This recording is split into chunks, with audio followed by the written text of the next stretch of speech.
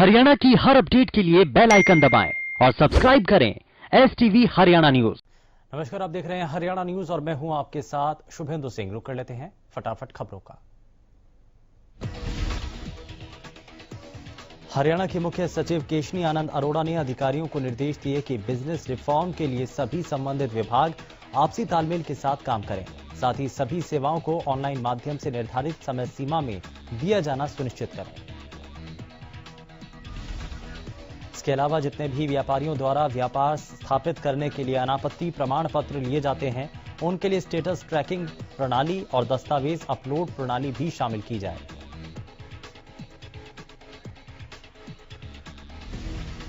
सिरसा में कोरोना के मामलों में लगातार बढ़ोतरी हो रही है। दरअसल सिरसा की फ्रेंड्स कॉलोनी में रहने वाले 31 साल के युवक की कोरोना से मौत हो गई। इसके साथ ही सिरसा में अब कुल कोरोना संक्रमितों की संख्या 1900 के पार कर चुकी है। पूरे इलाके को लेकर CMO सुरेंद्र नैन ने बताया कि सिरसा में कोरोना से मौत का आंकड़ा 25 तक पहुंच चुका है। गोला चिका में स्वास्थ्य विभाग टीम ने एक निजी अस्पताल पर कार्रवाई करते हुए अस्पताल को सील कर दिया। दरअसल निजी अस्पताल का डॉक्टर कोरोना पॉजिटिव था, बावजूद इसके वो मरीजों का इलाज कर रहा था। सूचना मिलने के बाद स्वास्थ्य विभाग की टीम मौके पर पहुंची और इस दौरान पुलिस बल भी वहां पहुंच गया और अस्पताल को सील कर दिया गया।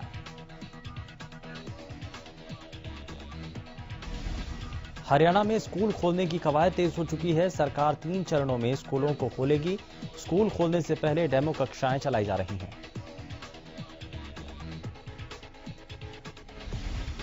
क्लास में बच्चों को सोशल डिस्टेंसिंग के साथ बिठाया गया। वहीं स्कूल के गेट पर बच्चों की थर्मल स्क्रीनिंग भी की गई।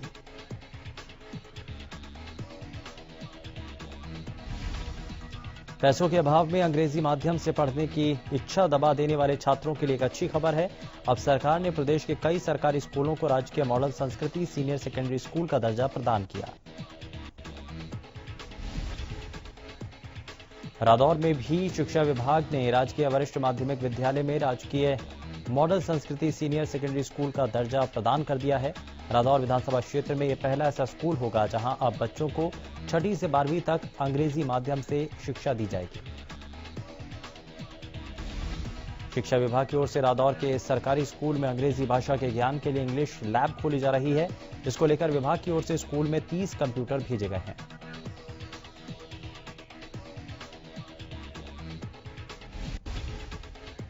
प्रधानमंत्री आदर्श ग्राम योजना के तहत जिला स्तरीय कन्वर्जेंस समिति का गठन किया गया, जिसके तहत केंद्र सरकार के चयनित 20 गांव में पीने का पानी और स्वच्छता, स्वास्थ्य और पोषण, ग्रामीण सड़कें और साथ ही आवास सहित कई काम किए जाएंगे।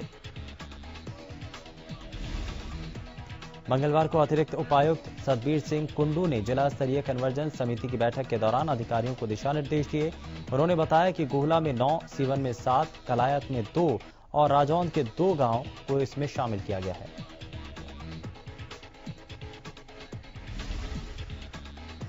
सोहना के दमदमा झील मार्ग पर बनी अरावली JLM सोसाइटी में सुविधाओं के नाम पर लोगों के साथ धोखा किया गया। लोगों का आरोप है कि सोसाइटी के लोगों से कंपनी ने मेंटेनेंस चार्ज के नाम पर 1 साल के रुपए एडवांस लिए, लेकिन सुविधाएं नहीं हैं। परेशान लोगों ने सोसाइटी के खिलाफ सिटी पुलिस थाने में एक शिकायत लिखी है और न्याय की गुहार लगाई है।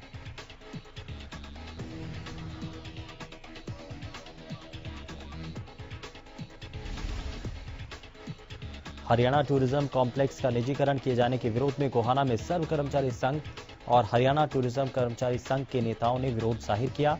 गोहाना के विधायक जगबीर मलिक के निवास पर पहुंचकर जगबीर मलिक के भाई को ज्ञापन सौंपकर उनकी आवाज विधानसभा में उठाने की मांग की।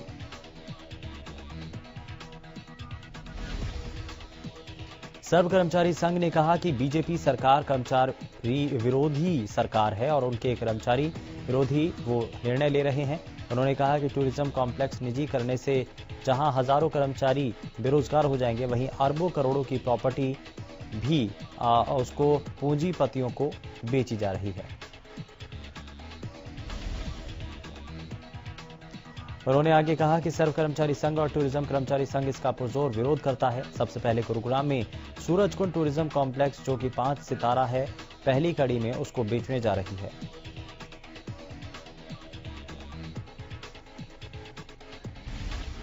भिवानी में आशा वर्कर्स ने अपनी मांगों को लेकर सरकार के खिलाफ धरना प्रदर्शन और नारेबाजी की। इस दौरान उन्होंने सरकार को चेतावनी देते हुए कहा कि सरकार उनकी मांगे माने, वरना आगे आंदोलन के दौरान नुकसान जो भी होगा उसका खामियाजा प्रदेश सरकार को भुगतना होगा। आशा वर्कर यूनियन की जिला सचिव सुशीला का कहना है कि पूरे प्रदेश में आशाएं 7 अगस्त से लगातार सरकार के साथ हुए समझौतों को लागू करवाने के लिए आंदोलन कर रही हैं, लेकिन सरकार ने उनकी मांगों का कोई समाधान नहीं निकाला है।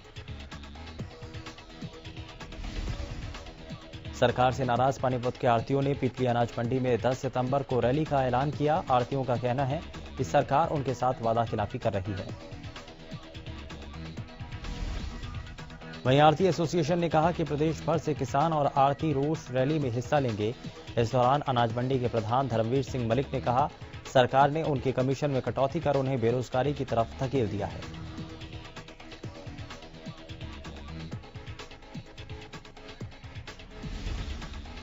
खराब हुई नरमा कपास की फसलों के मुआवजे को लेकर किसान पंचायत का आयोजन किया गया। इस दौरान कई गांवों के किसानों ने पंचायत में हिस्सा लिया और सरकार से अविलंब स्पेशल गिरदावरी करवाने और मुआवजा दिए जाने की मांग की।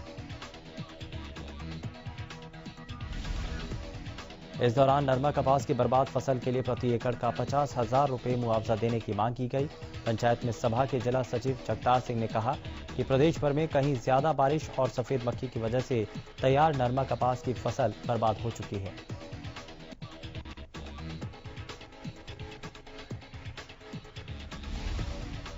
किसान पंचायत में सरकार से मांग की गई है कि बर्बाद हुई फसलों की स्पेशल गिरदावरी करवाकर 50,000 रुपए प्रति एकड़ मुआवजा दिया जाए।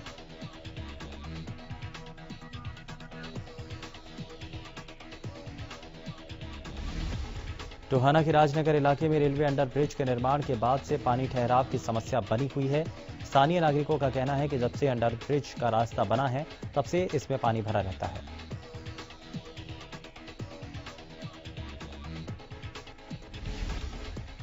वहीं स्थानीय निवासी गंदे पानी से गुजरने को मजबूर हैं। इस समस्या को लेकर स्थानीय निवासी विधायक, सांसद समेत कई नेताओं से मिल चुके हैं, लेकिन समाधान नहीं हुआ है।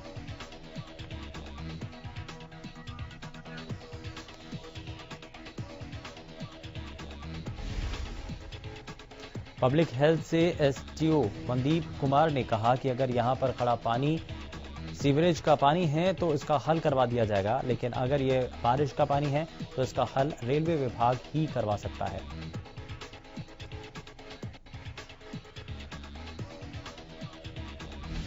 बहादुरगढ़ नगर परिषद और जन स्वास्थ्य विभाग बिना तालमेल और फ्यूचर प्लानिंग के काम कर रहे हैं, जिसका लोग जमकर विरोध कर रहे हैं।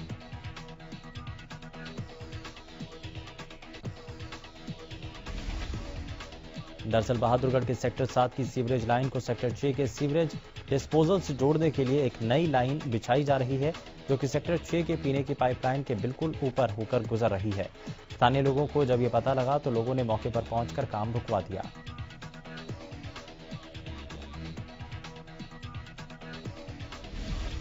लोगों का कहना है कि पीने के पानी की लाइन के ऊपर से सीवरेज लाइन निकालने के कारण आए दिन पीने के पानी में मिक्सिंग होने का खतरा बना रहेगा।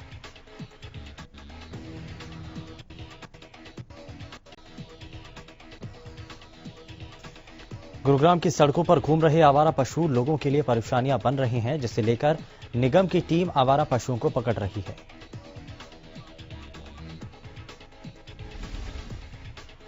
जिसमें गुरुग्राम के सभी 4 जोन में आवारा पशुओं को पकड़ने का काम किया जा रहा है, लेकिन ठेकेदारों का कहना है कि जब वो लोग पशुओं को पकड़ने जाते हैं तो पशु मालिक टीम के साथ हाथापाई करते हैं। नूंह में स्टेट विजिलेंस की टीम ने थानेदार को 20,000 रुपए की रिश्वत लेते हुए गिरफ्तार किया। बताया जा रहा है कि आरोपी थानेदार एक डंपर मालिक से माइनिंग का चालान न करने की एवज में 2.5 लाख रुपए की रिश्वत मांग रहा था। पीड़ित डंपर मालिक को भरोसा दिलाया गया कि अगर वो 2.5 लाख रुपए देता है तो वो उसका चालान नहीं करेगा और उसके खिलाफ जो मामला दर्ज है उसमें भी वो हाई कोर्ट से जमानत करा देगा। पानीपत विजिलेंस टीम ने समालखा तहसील के पटवारी सुरेश को रिश्वत लेते हुए रंगे हाथों दबोच लिया। पटवारी मकान के इंतकाल और जमाबंदी के नाम पर पहले ही 2000 रुपए वसूल चुका था। टीम ने सूरज को रुपए देकर लघु सचिवालय स्थित कार्यालय में पटवारी के पास भेज दिया। जैसे ही पटवारी सुरेश ने रुपए हाथ में लिए, सूरज के पास खड़ी टीम ने उसे दबोच लिया।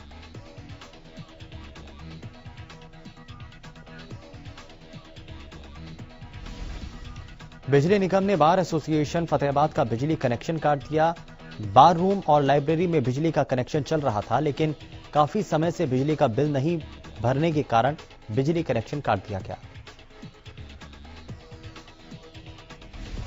बिजली निगम के एसटीओ अंकित कुमार ने इस बात की पुष्टि की। बताया जाता है कि करीब 2.5 लाख का बिल था और बार एसोसिएशन बिल का भुगतान एक बार भी में नहीं कर रहा था, जिसके बाद विभाग को कनेक्शन काटने जैसा कदम उठाना पड़ा।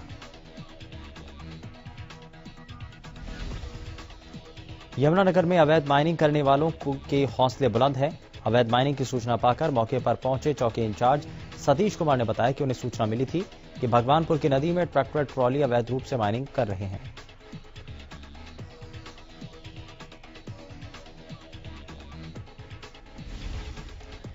मौके पर पहुंचे तो ट्रैक्टर ट्रॉली में नदी से पत्थर लोड किए जा रहे थे और इसके बाद पुलिस की टीम ने माइनिंग विभाग के अधिकारियों के साथ ट्रैक्टर ट्रॉली को मौके पर काबू किया। इधर क्राइम ब्रांच ने दिल्ली एनसीआर में नशे की तस्करी से जुड़े 3 लोगों को गिरफ्तार किया। इन लोगों के पास से 1.5 करोड़ रुपए की कीमत की स्मैक बरामद की गई। ये लोग दिल्ली एनसीआर क्षेत्र में स्मैक और अन्य नशीला पदार्थ सप्लाई करने में लगे थे। इन लोगों को कल देर रात सोहना से गिरफ्तार कर मामले का खुलासा किया गया।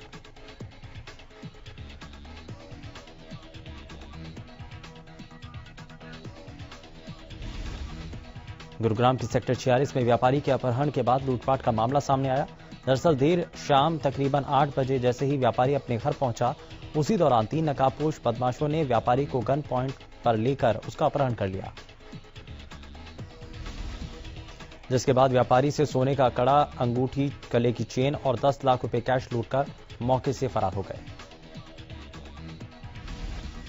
रेवाड़ी में पिछले लंबे समय से हो रहे साइबर क्राइम और एटीएम बूथ पर कार्ड बदलकर लोगों से हो रही धोखाधड़ी थमने का नाम नहीं ले रही है।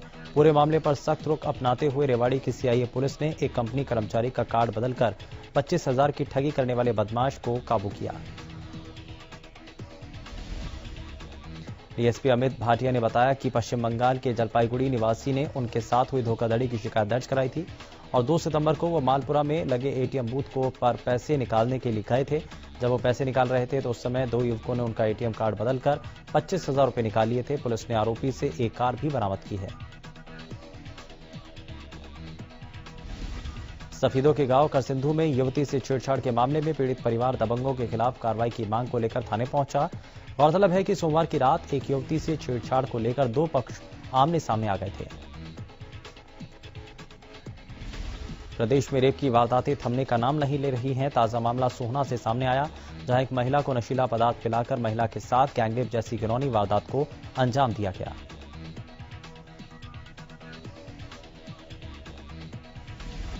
आरोपियों ने महिला की अश्लील वीडियो भी बना ली और किसी को बताने पर वीडियो वायरल करने की धमकी देकर फरार हो गए। वहीं पीड़िता ने अपनी ननद पर केस रेप करवाने का आरोप लगाया है और वहीं पीड़िता की शिकायत पर पुलिस ने मामला दर्ज कर आरोपियों की तलाश शुरू कर दी है।